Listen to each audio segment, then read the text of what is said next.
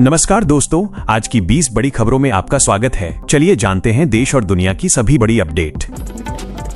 इस्लामाबाद में शांति वार्ता के दौरान अमेरिकी उपराष्ट्रपति जेडी वेंस 21 घंटे तक भूखे रहे। सुरक्षा कारणों से उन्होंने वहां का खाना नहीं चखा, जिस पर सोशल मीडिया पर लोग चुटकी ले रहे हैं कि ससुराल से ही मंगा लेते। नोएडा के मजदूरों ने अपनी आपबीती सुनाते हुए कहा कि 15,000 की सैलरी और 4,000 का सिलेंडर, आखिर जिए तो जिए कैसे। महंगाई के इस दौर में गुजारा करना मुश्किल हो गया है। शांति वार्ता फेल होने के बाद डोनाल्ड ट्रंप भड़क गए हैं। उन्होंने चेतावनी दी है कि ईरान में वेनेजुएला जैसा हाल किया जाएगा और इस मामले में भारत व चीन का नाम भी घसीटा है।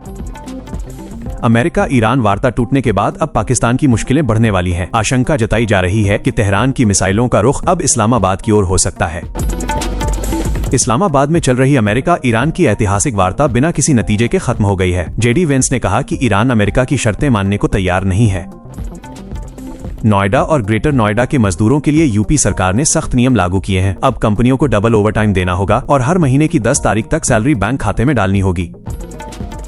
अब सालाना बोनस 30 नवंबर तक देना अनिवार्य होगा और साप्ताहिक छुट्टी के दिन काम कराने पर 2 गुना भुगतान करना होगा। पारदर्शिता के लिए कैश पेमेंट पर पूरी तरह रोक लगा दी गई है।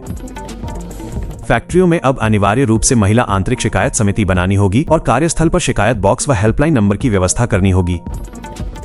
जेडीयू विधायक पप्पू पांडेय की गिरफ्तारी के लिए गोपालगंज में 200 पुलिसकर्मियों ने भारी छापेमारी की है। पुलिस की इस कार्रवाई से इलाके में हड़कंप मच गया है।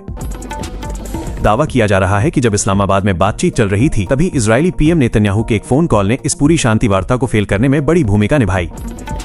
भारतीय वाहनों पर सख्ती और भारी शुल्क के खिलाफ नेपाल के 7 राजनीतिक दलों ने अब बड़े आंदोलन की चेतावनी दी है। आईपीएल मैचों के दौरान 50 रुपए वाला चिप्स 100 रुपए में बिकने पर जनता ने सवाल उठाए हैं। स्टेडियम के अंदर खाने पीने की चीजों के दाम दोगुने वसूलने पर भारी नाराजगी है। केंद्रीय मंत्री नितिन गडकरी ने दावा किया है कि भारत की ऑटो इंडस्ट्री जल्द ही चीन और अमेरिका को पछाड़कर दुनिया की नंबर 1 इंडस्ट्री बनने जा रही है। अमेरिका ईरान तनाव के बीच सिंगापुर ने 2 टूक कहा है कि समुद्री रास्तों से गुजरना अंतर्राष्ट्रीय कानून के तहत एक अधिकार है, यह कोई मोलभाव की चीज नहीं है। इजरायल ने लेबनान के पूरे गांवों को रिमोट कंट्रोल धमाकों से उड़ा दिया है। इजरायल अब लिटानी नदी तक कब्जे की तैयारी में जुटा है। भारतीय मूल की नेता निक्की हेली ने कहा कि तेहरान ईरान के साथ बातचीत करना सिर्फ समय की बर्बादी है। नेतन्याहू ने ईरान के परमाणु और मिसाइल कार्यक्रम के खिलाफ चलाए गए अभियान को ऐतिहासिक सफलता बताया है। उन्होंने कहा कि ईरान की घेराबंदी की रणनीति अब फेल हो रही है।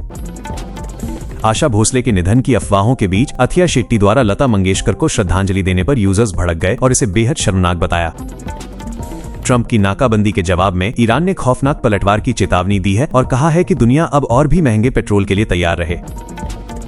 सैलरी बढ़ाने की मांग को लेकर कर्मचारियों ने ग्रेटर नोएडा फेज 2 में हिंसक प्रदर्शन किया और कई गाड़ियों में तोड़फोड़ कर आग लगा दी। तो ये थी आज की 20 बड़ी ताजा खबरें। अगर आपको ये वीडियो पसंद आया हो तो वीडियो को लाइक करके YouTube चैनल को सब्सक्राइब करना ना भूलें, ताकि आपको रोज ऐसी ही ताजा खबरें मिलती रहें।